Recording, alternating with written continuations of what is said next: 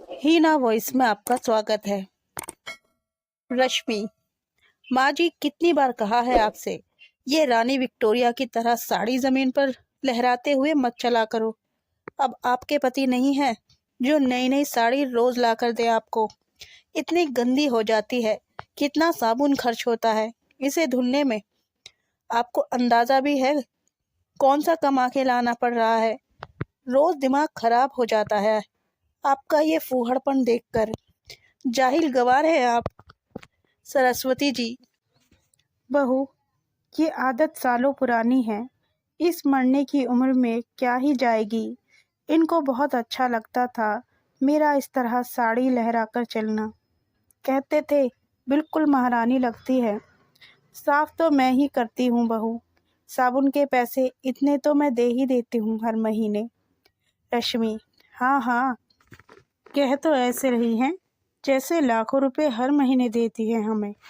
3,500 रुपये में आपकी दवाई, च्यवनप्राश, कपड़े, आपके खाने पीने का खर्चा देखें कि साबुन, और आपका शौक श्रृंगार।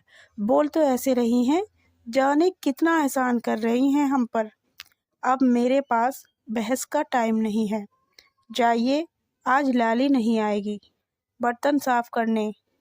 जब तक मैं बाजार से आऊं बर्तन कर देना, झाड़ू लगा लेना, सब्जी काट के रख देना, समझी? कि फिर से बताऊं? पिछली बार की तरह सब काम अधूरा छोड़कर चारपाई मत पकड़ लीजिएगा। सरस्वती जी, बहू, मैंने काम की वजह से आराम नहीं किया था। मेरी कमर में असहनीय दर्द था, बीपी भी बढ़ गया था। रश्मि, बहाने बनाना तो कोई आपसे सीखे। चलिए अपना काम कीजिए। और हाँ, आटा ज़्यादा मत लगा देना। सुबह की 4 रोटी रखी हैं आपके लिए। सरस्वती जी बिना कुछ कहे अपने पल्लू से आंसू पोंछते हुए किचन में बर्तन मांजने लगी।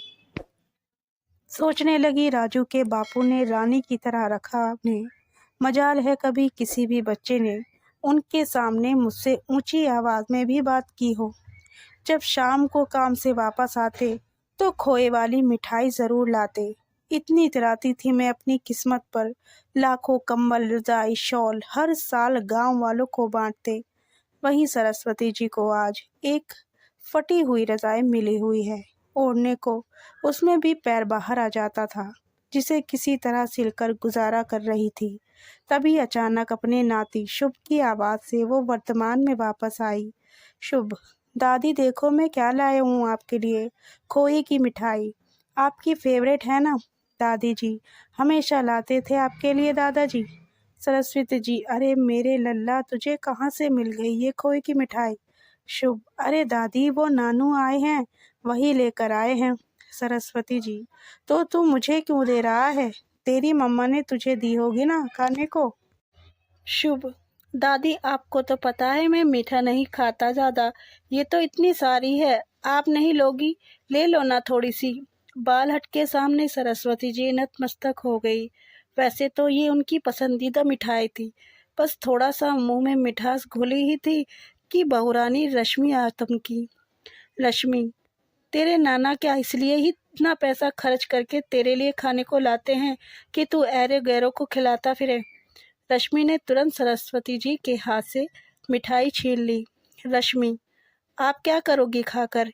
इससे अच्छा तो मेहमानों को खिला दूंगी। आपकी भी आदत बिगड़ रही है दिन पर दिन। कान खोलकर सुन लीजिए, आज के बाद अगर शुभ से कोई भी चीज चोरी से मंगवाई तो मुझसे बुरा कोई नहीं होगा। शुभ, मम्मा ये तो पापा की मम्मा है, आप मेरी दादी से ऐसे कैसे बात कर सकती हो? इन्होंने चोरी नहीं की, मैंने दी है इन्हें मिठाई, दादी ने नहीं मंगवाई। रश्मि, ज़्यादा आया दादी दादी करने वाला। ज़्यादा जबान चलने लगी है तेरी बुड्ढों के साथ रहकर। जा अपना होमवर्क कर। सरस्वती जी पल्लू से आंसू पोंछती हुई अपनी टूटी हुई चारपाई पर आकर बैठ गई। पति की तस्वीर से घंटों बातें करती रही। बोली, राजू के बापू, अब तिरस्कार सहन नहीं होता। पूरा जीवन बच्चों की परवरिश में गुजार दिया हमने, उसका ये सिला मिला है हमें, पर अब नहीं, अब तिरस्कार सहन नहीं। मन में कुछ प्रण लिए सरस्वती जी सो गई। अगली सुबह होते ही रश्मि चिल्लाई, मम्मी जी ये क्या, आपने आज झाड़ू भी नहीं लगाई, ना चाय बनाई, ना नाश्ता। कितना समय हो गया है, क्या हो गया है आपको? सरस्वती जी, मुझे कुछ नहीं हुआ। मैं सास हूँ और ये घर मेरा और मेरे पति का है। ये एहसास हो गया है मुझे। तुम लोग इस घर से जा सकते हो। अगर आप ही ये घर खाली नहीं किया तो कल पुलिस को बुलाऊंगी। रश्मि और राजू सरस्वती जी का चेहरा ही देखते रह गए। सरस्वती जी का फैसला अडिग था। सरस्वती जी ने अपने बेटे राजू से कहा, बेटा, मैं तेरे प्यार के मुंह में यह सब सहती रही। मुझे लगा शायद एक दिन तो तुझे मेरी ये सारी परेशानियां दिखाई देंगी, लेकिन तूने अपनी माँ को ऐसा अनदेखा किया कि तुझे मैं दिखाई ही नहीं दी। तुझे अपनी माँ का कोई दर्द दिखाई ही नहीं दिया। लेकिन मैं भी आज उस मुंह से निकल चुकी हूँ, तो अब मेरा फैसला अडिग है। तुम दोनों अभी इसी वक्त इस घर से निकल सकते हो। और मजबूरन दोनों को घर छोड़कर किराए के घर में रहना पड़ा। लेकिन आज दोनों को अपनी गलतियों का एहसास हो चुका है। मित्रों, सरस्वती जी का फैसला गलत था या सही, बताइएगा ज़रूर। कहानी पसंद आई हो तो वीडियो को लाइक और चैनल को सब्सक्राइब ज़रूर करें।